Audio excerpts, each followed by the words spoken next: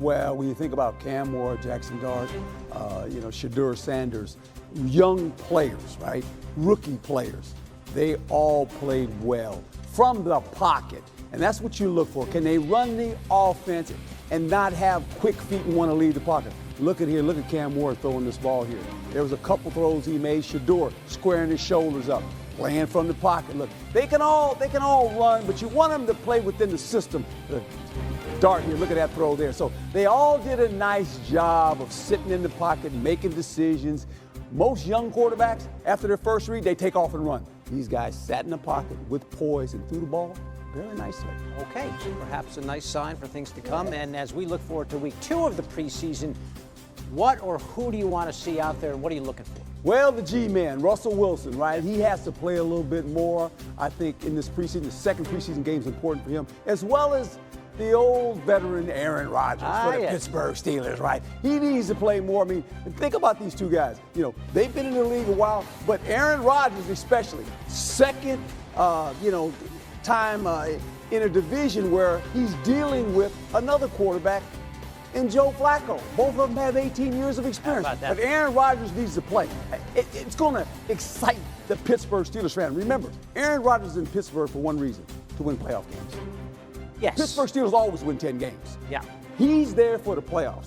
Can he win in the playoffs, right? Russell Wilson is there with the Giants, right? He's the placeholder, but he needs to play some too. Yes. He did play a little bit this week, 6 of 7, 28 yards, just dinking and dunking against the Bills.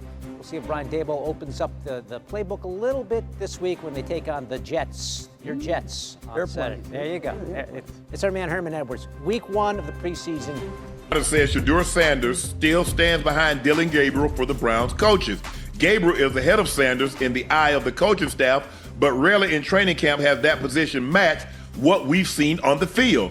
The quarterback situation remains the story of camp, and Shedeur Sanders is settling in to lead 3 scoring drives in the most extended action of the summer won't make the team's consistent stance that Sanders is fourth in a line any less perplexing. No reasonable person thinks Sanders will be fully ready to lead a team and consistently attack a complicated defense 3 weeks from now. He's shown enough talent and growth, however, to make anyone believe he should be on the team and have a chance to develop into a starting quality player. Sanders is talented. His throw out of the end zone to wide receiver Greg Labardin in the preseason opener and his floater down the sideline to receiver Luke Floria later are proof. Until we see Sanders get practice reps with the number 1 offense, we can't believe the Browns view him as having much of a shot to be the number 2 when the season begins. I agree with what they're saying, but that's my point is, okay, you saying, have we seen enough? Have you seen enough of Dillon? What have you seen from Dillon Gabriel to make you think he can be number 2?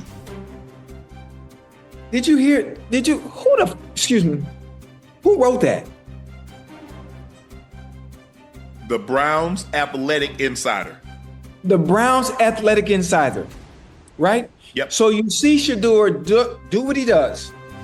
3 quarters of football. 3, I think maybe played well into the 4th quarter, right?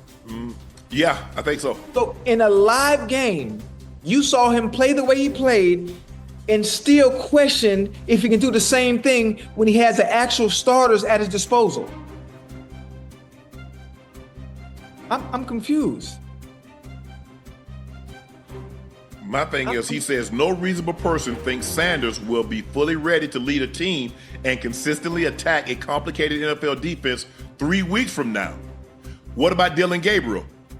Has he shown you enough to make them believe that 3 weeks from now he can lead this team against a complicated defense? I digress even further.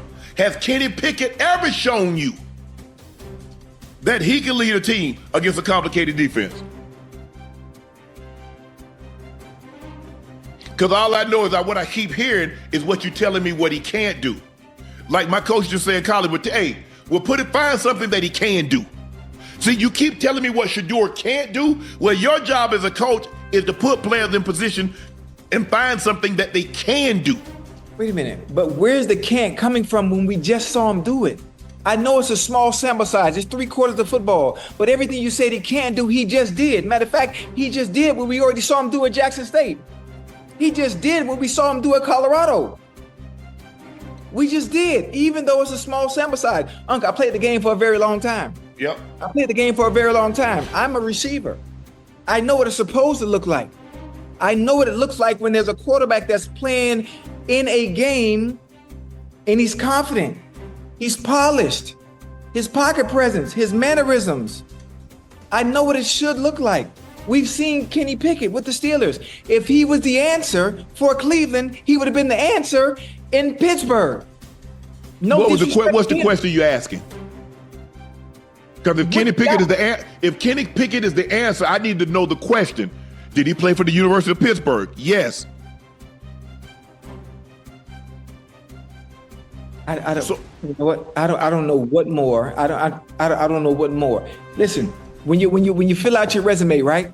When you fill out your resume, and you're going for that job interview, you want to put your best foot forward. Yes. You want to leave a lasting impression. Correct. Well, the lasting impression is what we saw Friday night from the person they claim is the fourth string quarterback. Yeah.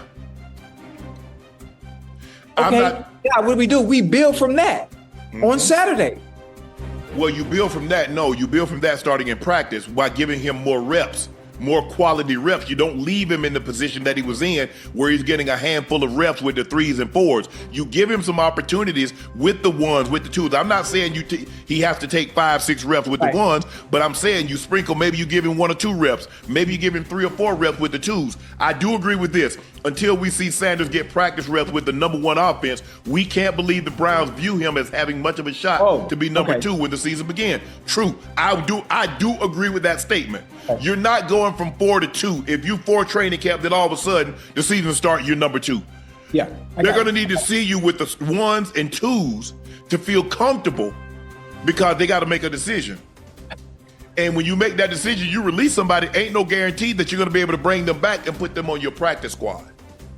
Somebody might sign them and put them on the active roster. So that's the case, Ocho. Do I stay on your practice squad for, say, $25,000, $30,000, or do I go somewhere and get an opportunity to get a real roster spot and make almost $1 million a year? So that's the question that you have. That's a decision that you make when you release these guys. Because I'm sure there are some guys, I would love to have him have another year learning our system.